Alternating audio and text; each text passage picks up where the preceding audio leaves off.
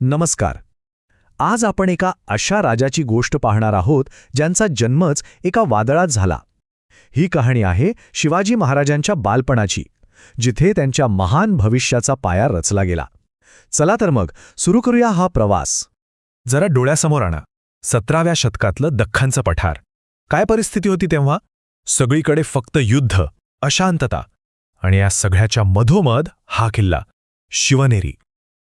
इथूनच एका विलक्षण जन्माची कहाणी सुरू होते.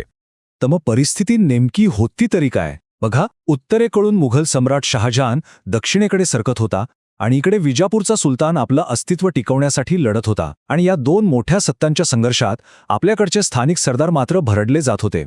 आणि या सगळ्या वादळाच्या अगदी केंद्रस्थानी होतं एक कुटुंब, शहाजीराजे, त्यांच्या पत्नी जिजाबाई आणि त्यांचं होणारं बाळ. त्यांच्या आयुष्यात शांतता, स्थैर्य असं काही नव्हतंच. फक्त सततचा धोका, अस्थिरता. रोज सकाळी एक नवीन आव्हान समोर उभं असायचं. आता अशा परिस्थितीत शहाजीराजांना सगळ्यात मोठी चिंता होती ती म्हणजे जिजाबाईंच्या सुरक्षेची. त्यांना एका अशा जागेची गरज होती जिथे त्या पूर्णपणे सुरक्षित असतील. आणि मग त्यांची नजर गेली ती जुन्नर जवळच्या एका अभेद्य किल्ल्यावर, शिवनेरी. आता शिवनेरीच का निवडला?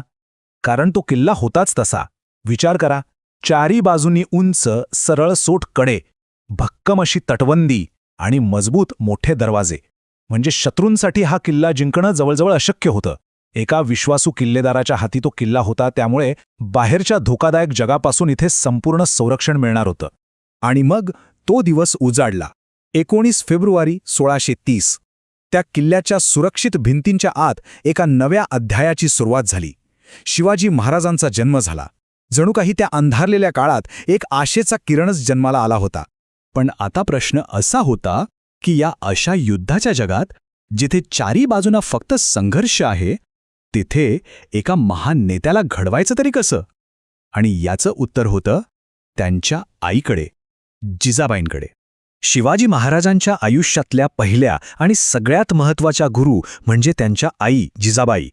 त्यांनी फक्त शिवाजी महाराजांचं चारित्र्य नाही घडवलं, तर त्यांच्या मनात स्वराज्याच्या स्वप्नाची ती पहिली ज्योत पेटवली. एक गोष्ट लक्षात घ्यायला हवी, शिवाजी महाराजांचं शिक्षण काही शाळेतल्या 4 भिंतीत झालं नाही. त्यांचं बालमन घडलं ते जिजाबाईंनी सांगितलेल्या गोष्टींमधून. रोज त्या त्यांना वीरांच्या, संतांच्या कथा सांगायच्या. आणि त्यांच्या गोष्टींमध्ये कोण असायचं? तर महाकाव्यातली मोठे मोठे वीर, जसे की राम, कृष्ण, भीम, अभिमन्यू, आणि त्याचबरोबर ज्ञानाचे सागर असलेले संत, संत ज्ञानेश्वर, संत नामदेव, संत एकनाथ. याच पात्रांमधून, त्यांच्या कथांमधून शिवाजी महाराजांनी शौर्य काय असतं, न्याय कसा करायचा आणि भक्ती म्हणजे काय याचे धडे घेतले. त्यांना काय हवं होतं? त्यांना आपला मुलगा या कथांमधल्या महापुरुषांसारखाच शूर आणि न्यायी व्हावा असं वाटत होतं. हाच त्यांच्या शिकवणीचा मूळ उद्देश होता. पण थांबा, शिक्षण फक्त गोष्टींपुरतं नव्हतं. खरं शिक्षण तर राजवाड्याच्या बाहेर सुरू झालं, सह्याद्रीच्या डोंगरांमध्ये, दऱ्याखोऱ्यांमध्ये. तिथे शिवाजी महाराजांचे मित्र कोण होते? काही राजपुत्र नव्हते, तर मावळ प्रांतातील सामान्य काटक मुलं. आणि ही गोष्ट खूप महत्त्वाची आहे, कारण याच मैत्रीमुळे त्यांना आपली जमीन आणि आपली माणसं यांची खरी ओळख झाली. स्वराज्याचा पायाच इथे घातला गेला असं म्हटलं तरी चालेल. आणि त्यांचे खेळ तरी काय होते? तर मातीचे किल्ले बांधायचे आणि युद्धाचे खेळ खेळायचे. म्हणजे बघा, खेळता खेळता नकळतपणे ते त्यांच्या आयुष्यातल्या सगळ्यात मोठ्या कामाची तयारी करत होते. आता एकीकडे शिवाजी महाराजांचं बालपण असं घडत होतं, पण दुसरीकडे त्यांचे वडील शहाजीराजे एका वेगळ्याच मोठ्या राजकीय वादळात सापडले होते. त्यांच्या संघर्षाकडे पाहणंही तितकंच महत्त्वाचं आहे. शहाजीराजांची कारकीर्द खूपच उलथापालथीची होती. सुरुवातीला ते निजामशाहीत होते, पण नंतर त्यांनी ती सेवा सोडली. काही काळ ते मुघलांच्या सेवेतही गेले.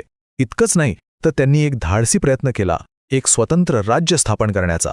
पण शेवटी त्यांना मुघल आणि आदिलशाहीच्या एकत्र सैन्याशी लढावं लागलं.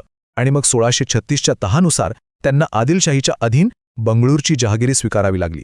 म्हणजे शिवाजी महाराजांच्या लहानपणी त्यांचे वडील सतत अशा मोठ्या राजकीय संघर्षात होते. आणि मग सुरू झाला त्यांच्या जडणघडणीचा एक नवीन आणि खूप महत्त्वाचा टप्पा.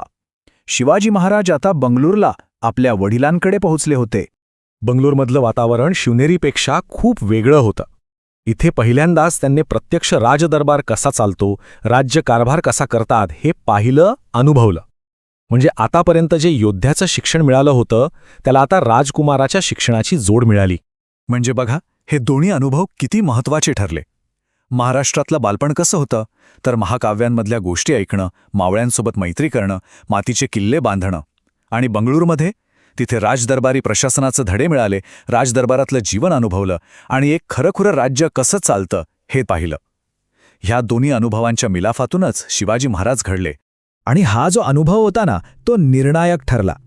कारण यामुळेच त्यांच्या मनात स्वातंत्र्याची जी एक कल्पना होती, तिला स्वराज्य नावाच्या एका व्यावहारिक, एका खऱ्याखुऱ्या दूरदृष्टीचं रूप मिळालं. स्वराज्याची खरी बीजं इथेच रुजली. तर मग विचार करा, एका योद्ध्याचं प्रशिक्षण, एका संताचं हृदय आणि एका राजाची दूरदृष्टी, हे सगळं एकत्र आलं होतं. यातून ते पुढे काय घडवणार होते? ही तर त्यांच्या महान कथेची फक्त सुरुवात होती.